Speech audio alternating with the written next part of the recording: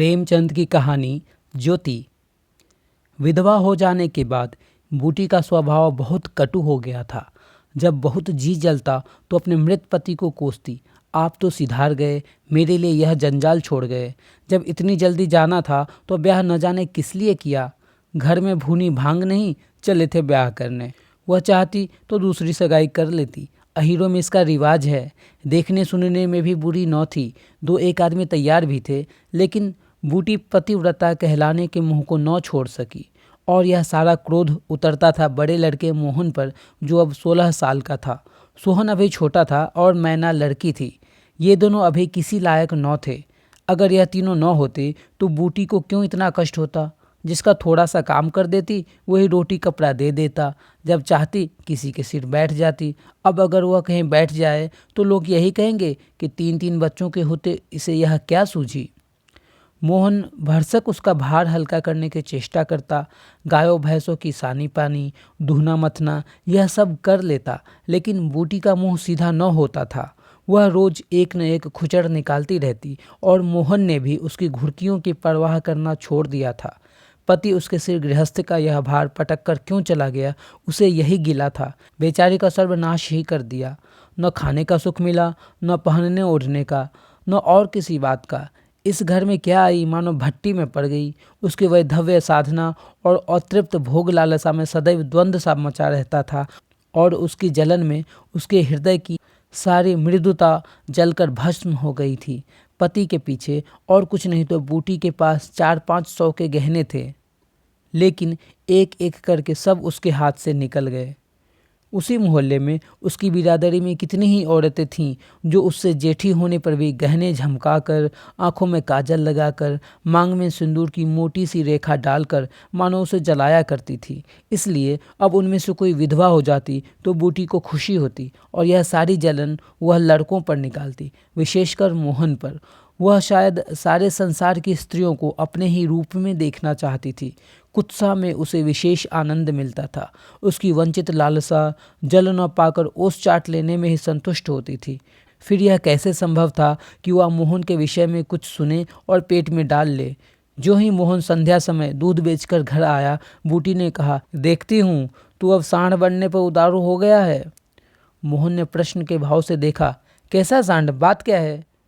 तू रुपया से छिप छिप कर नहीं हंसता बोलता, उस पर कहता है कैसा सांड। तुझे लाज नहीं आती। घर में पैसे पैसे की तंगी है और वहाँ उसके लिए पान लाए जाते हैं, कपड़े रंगाए जाते हैं। मोहन ने विद्रोह का भाव धारण किया। अगर उसने मुझसे 4 पैसे के पान मांगे तो क्या करता। कहता कि पैसे दे तो लाऊंगा। अपनी धोती रंगने को दी तो उसे रंगाई मांगता। मोहल्ले में एक तू ही धन्ना सेठ है, और किसी से उसने क्यों न कहा। यह वह जाने, मैं क्या बताऊं। तू जब छैला बनने की सोचती है, घर में भी कभी 1 पैसे का पान लाया। यहाँ पान किसके लिए लाता। क्या तेरे लिखे घर में सब मर गए। मैं न जानता था तुम पान खाना चाहती हो। संसार में 1 रुपया ही पान खाने जोग है। शौक सिंगार की भी तो उम्र होती है। बूटी जल उठी। उसे बुढ़िया कह देना उसकी सारी साधना पर पानी फेर देना था। बुढ़ापे में उन साधनों का महत्व ही क्या, जिस त्याग कल्पना के बल पर वह स्त्रियों के सामने सिर उठाकर चलती थी, उस पर इतना कुठाराघात। इन्हीं लड़कों के पीछे उसने अपनी जवानी धूल में मिला दी। उसके आदमी को मरे आज 5 साल हुए, तब उसकी चढ़ती जवानी थी। 3 बच्चे भगवान ने उसके गले मढ़ दिए, नहीं तो अभी वह है क्या दिन की। चाहती तो वह आज भी ओठ लाल किए, पाँव में महावर लगाए, अनवट बिछुआ पहने मटकती फिरती। यह सब कुछ उसने इन लड़कों के कारण त्याग दिया, और आज मोहन उसे बुढ़िया कहता है। रुपया उसके सामने खड़ी कर दी जाए तो चुहिया सी लगे, फिर भी वह जवान है और बूटी बुढ़िया है। बोली, हाँ और क्या बात, मेरे लिए तो अब फटे चिथड़े पहनने के दिन हैं। जब तेरा बाप मरा तो मैं रुपया से 2 ही 4 साल बड़ी थी। उस वक्त कोई घर लेती तो तुम लोगों का कहीं पता ना लगता, गली गली भीख मांगते फिरते। लेकिन मैं कह देती हूँ, अगर तू फिर उससे बोला तो या तो तू इस घर में रहेगा या मैं ही रहूँगी। मोहन ने डरते डरते कहा, मैं उसे बात दे चुका हूँ अम्मा। कैसी बात। सगाई की।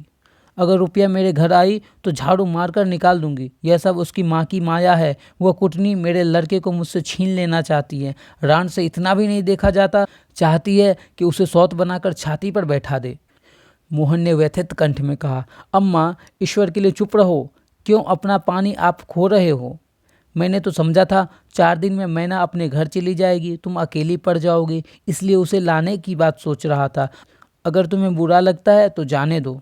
तू आज से यहीं आंगन में सोया कर और गाय भैंसें बाहर पड़ी रहेंगी। पड़ी रहने दे, कोई डाका नहीं पड़ जाता।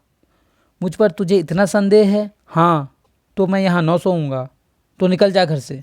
हाँ, तेरी यही इच्छा है तो मैं निकल जाऊंगा। नैना ने भोजन पकाया। मोहन ने कहा, मुझे भूख नहीं है। बूटी उसे मनाने न आई। मोहन का युवक हृदय माता के इस कठोर शासन को किसी तरह स्वीकार नहीं कर सकता। उसका घर है, ले ले। अपने लिए वह कोई दूसरा ठिकाना ढूंढ निकालेगा। रुपया ने उसके रूखे जीवन में एक स्निग्धता भर ही दी थी। जब वह एक अव्यक्त कामना से चंचल हो रहा था, जीवन कुछ सूना सूना लगता था, रुपया ने नव वसंत की भांति आकर उसे पल्लवित कर दिया। मोहन को जीवन में एक मीठा स्वाद मिलने लगा। कोई काम करना होता पर ध्यान रुपया की ओर लगा रहता। सोचता उसे क्या दे दे कि वह प्रसन्न हो जाए। वह अब कौन मुंह लेकर उसके पास जाएगा? क्या उसे कहे कि अम्मा ने मुझे तुझसे मिलने को मना किया है? अभी कल ही तो बरगद के नीचे दोनों में कैसी कैसी बातें हुई थीं। मोहन ने कहा था, रूपा तुम इतनी सुंदर हो, तुम्हारे 100 ग्राहक निकल जाएंगे, मेरे घर में तुम्हारे लिए क्या रखा है? इस पर रुपया ने जो जवाब दिया था वह तो संगीत की तरह अब भी उसके प्राण में बसा हुआ था। मैं तो तुमको चाहती हूँ मोहन, अकेले तुमको। परगने के चौधरी हो जाए तब भी तुम मोहन हो, मजूरी करो तब भी मोहन हो। उसी रुपया से आज वह जाकर कहे, मुझे अब तुमसे कोई सरोकार नहीं है। नहीं, यह नहीं हो सकता। उसे घर की परवाह नहीं है। वह रुपनिया के साथ माँ से अलग रहेगा। इस जगह न सही, किसी दूसरे मोहल्ले में सही। इस वक्त भी रुपया उसकी राह देख रही होगी, कैसे अच्छे बीड़े लगाती है। कहीं अम्मा सुन पावे कि वह रात को रुपया के द्वार पर गया था तो परान ही दे दें परान। अपने भाग तो नहीं बखानती कि ऐसी देवी बहू मिल जाती है। न जाने क्यों रुपया से इतना चिढ़ती है। वह जरा पान खा लेती है, जरा साड़ी रंग कर पहनती है, बस यही तो। चूड़ियों के झंकार सुनाई दी। रुपया आ रही है। हाँ वही है। रुपया उसके सिरहाने आकर बोली, सो गए क्या मोहन? घड़ी भर से तुम्हारी राह देख रही हूँ, आए क्यों नहीं? मोहन नींद का मक्कार किए पड़ा रहा। रुपया ने उसके सिर हिलाकर फिर कहा, क्या सो गए मोहन? उन कोमल उंगलियों के स्पर्श में क्या सिद्धि थी, कौन जाने। मोहन की सारी आत्मा उन्मत्त हो उठी। उसके प्राण मानो बाहर निकलकर रुपया के चरणों में समर्पित हो जाने के लिए उछल पड़े। देवी वरदान के लिए सामने खड़ी है। सारा विश्व जैसे नाच रहा है। उसे मालूम हुआ जैसे उसके शरीर लुप्त हो गया है, केवल वह एक मधुर स्वर की भांति विश्व की गोद में चिपटा हुआ उसके साथ नृत्य कर रहा है। रुपया ने कहा, अभी से सो गए क्या जी? मोहन बोला, हाँ जरा नींद आ गई थी रूपा, तुम इस वक्त क्या करने आई? कहीं अम्मा देख लें तो मार डालेगी मुझे। तुम आज आए क्यों नहीं? आज अम्मा से लड़ाई हो गई। क्या कहती थी? कहती थी रुपया से बोलेगा तो मैं परान दे दूंगी। तुमने पूछा नहीं रुपया से क्यों चिढ़ती हो? अब उनकी क्या बात कहूँ रूपा, वह किसी का खाना पहनना नहीं देख सकती। अब मुझे तुमसे दूर रहना पड़ेगा। मेरा जी तो न मानेगा। ऐसी बात करोगी तो मैं तुम्हें लेकर भाग जाऊंगा। तुम मेरे पास एक बार रोज आया करो बस, और मैं कुछ नहीं चाहती। और अम्मा जो बिगड़ेंगी तो मैं समझ गई तुम मुझसे प्यार नहीं करते। मेरा बस होता तो तुमको अपने परान में रख लेता। इसी समय घर के किवाड़ खटके रुपया भाग गई। मोहन दूसरे दिन सोकर उठा तो उसके हृदय में आनंद का सागर सा भरा हुआ था। वह सोहन को बराबर डांटता रहता था। सोहन आलसी था, घर के काम धंधे में जी न लगाता था। मोहन को देखते ही वह साबुन छिपाकर भाग जाने का अवसर खोजने लगा। मोहन ने मुस्कुराकर कहा, धोती बहुत मैली हो गई है सोहन, धोबी को क्यों नहीं दे देते? सोहन को इन शब्दों में स्नेह की गंध आई। धोबिन पैसे मांगती है तो पैसे अम्मा से क्यों नहीं मांग लेते? अम्मा कौन पैसे दिए देती है, तो मुझसे ले लो। यह कहकर उसने एक इकन्नी उसकी ओर फेंक दी। सोहन प्रसन्न हो गया। भाई और माता दोनों ही उसे धिक्कारते रहते थे। बहुत दिनों बाद आज उसे स्नेह की मधुरता का स्वाद मिला। इकन्नी उठा ली और धोती को वहीं छोड़कर गाय को खोलकर ले चला। मोहन ने कहा, रहने दो, मैं इसे लिए जाता हूँ। सोहन ने पगहिया मोहन को देकर फिर पूछा, तुम्हारे लिए चिलम रख लाऊं? जीवन में आज पहली बार सोहन ने भाई के प्रति ऐसा सद्भाव प्रकट किया था। इसमें क्या रहस्य है, यह मोहन की समझ में नहीं आया। बोला, आग हो तो रख आओ। मैना सिर के बाल खोले आंगन में बैठी घरौंदा बना रही थी। मोहन को देखते ही उसने घरौंदा बिगाड़ दिया और आंचल से बाल छिपाकर रसोई घर में बर्तन उठाने चली। मोहन ने पूछा, क्या खेल रही थी मैना? मैना डरी हुई बोली, कुछ नहीं तो। तू तो बहुत अच्छे घरौंदे बनाती है, जरा बना देखूं। मैना का रुआंसा चेहरा खिल उठा। प्रेम के शब्द में कितना जादू है। मुंह से निकलते ही जैसे सुगंध फैल गई। जिसने सुना उसका हृदय खिल उठा। जहाँ भय था वहाँ विश्वास चमक उठा। जहाँ कटुता थी वहाँ अपनापन छलक पड़ा। चारों ओर चेतनता दौड़ गई। कहीं आलस्य नहीं, कहीं खिन्नता नहीं। मोहन का हृदय आज प्रेम से भरा हुआ है। उसमें सुगंध का विकर्षण हो रहा है। मैना घरौंदा बनाने बैठ गई। मोहन ने उसके उलझे हुए बालों को सुलझाते हुए कहा, तेरी गुड़िया का ब्याह कब होगा मैना? न्योता दे, कुछ मिठाई खाने को मिले। मैना का मन आकाश में उड़ने लगा। जब भैया पानी मांगे तो वह लोटे को राख से खूब चमाचम करके पानी ले जाएगी। अम्मा पैसे नहीं देती। गुड्डा तो ठीक हो गया है, टीका कैसे भेजूं? कितने पैसे लेगी? 1 पैसे के बतासे लूँगी और 1 पैसे का रंग। जोड़े तो रंगे जाएंगे कि नहीं? तो 2 पैसे में तेरा काम चल जाएगा? हाँ, 2 पैसे दे दो भैया, तो मेरी गुड़िया का ब्याह धूमधाम से हो जाए। मोहन ने 2 पैसे हाथ में लेकर मैना को दिखाया। मैना लपकी। मोहन ने हाथ ऊपर उठाया। मैना ने हाथ पकड़कर नीचे खींचना शुरू किया।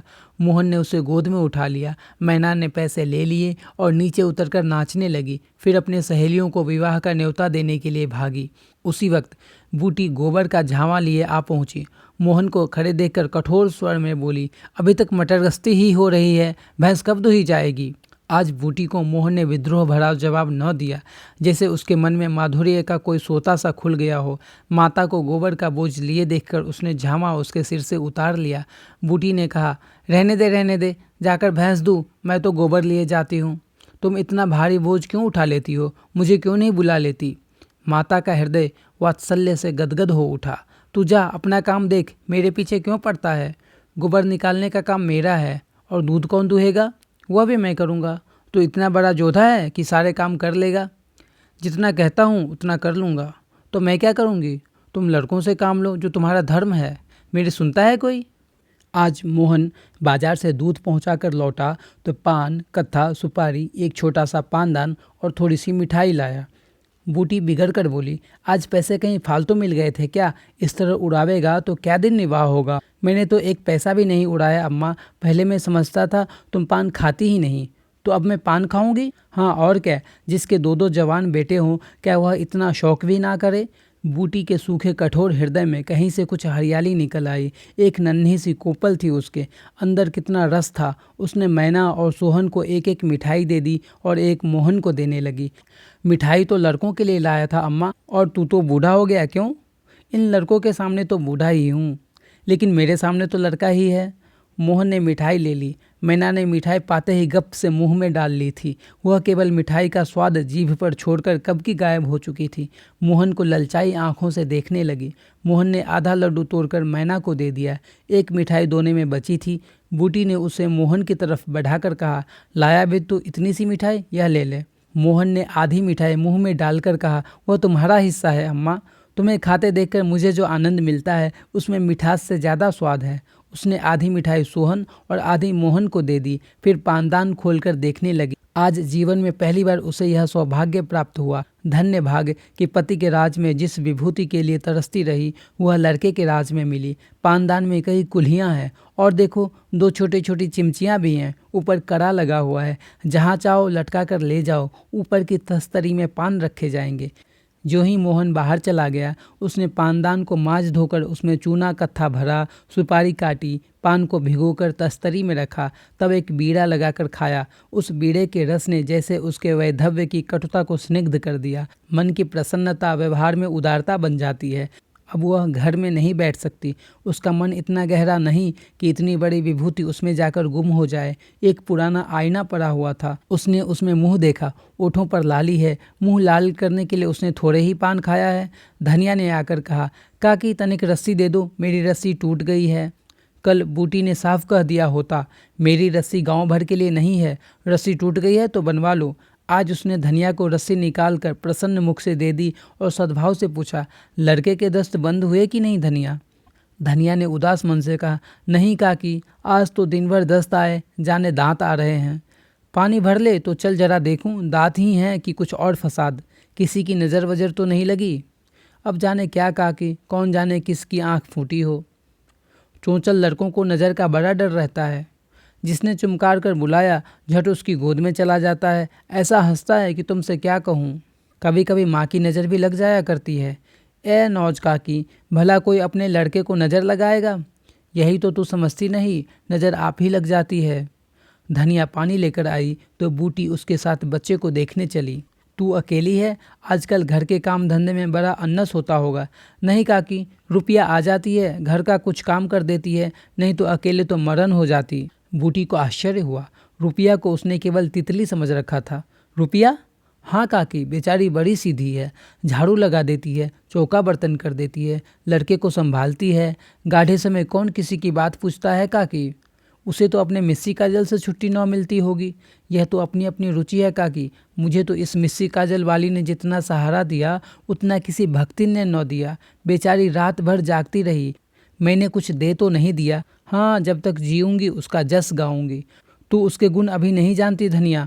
पान के लिए पैसे कहाँ से आते हैं, किनारदार साड़ियाँ कहाँ से आती है। मैं इन बातों में नहीं पड़ती काकी। फिर शौक श्रृंगार करने को किसका जी नहीं चाहता। खाने पहनने की यही तो उम्र है। धनिया ने बच्चे को खटोले पर सुला दिया। बूटी ने बच्चे के सिर पर हाथ रखा, पेट में धीरे धीरे उंगली गड़ाकर देखा, नाभि पर हिंग का लेप करने को कहा। रुपया बेनिया लेकर उसे झलने लगी। बूटी ने कहा, ला बेनिया मुझे दे दे, मैं डुला दूंगी तो क्या छोटी हो जाऊंगी? तू दिन भर यहाँ काम धंधा करती है, थक गई होगी। तुम इतनी भली मानुस हो और यहाँ लोग कहते थे कि वह बिना गाली के बात नहीं करती, मारे डर के तुम्हारे पास न आई। बूटी मुस्कुराई।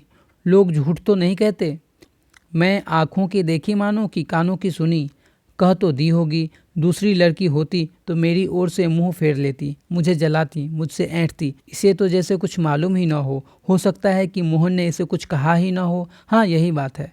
आज रुपया बूटी को बड़ी सुंदर लगी। ठीक तो है, अभी शौक श्रृंगार न करेगी तो कब करेगी? शौक श्रृंगार इसलिए बुरा लगता है कि ऐसे आदमी अपने भोग विलास में मस्त रहते हैं। किसी के घर में आग लग जाए उनसे मतलब नहीं, उनका काम तो खाली दूसरों को रिझाना है। जैसे अपनी रूप की दुकान सजाए, राह चलतों को बुलाती हो कि जरा इस दुकान की सैर भी करते जाइए।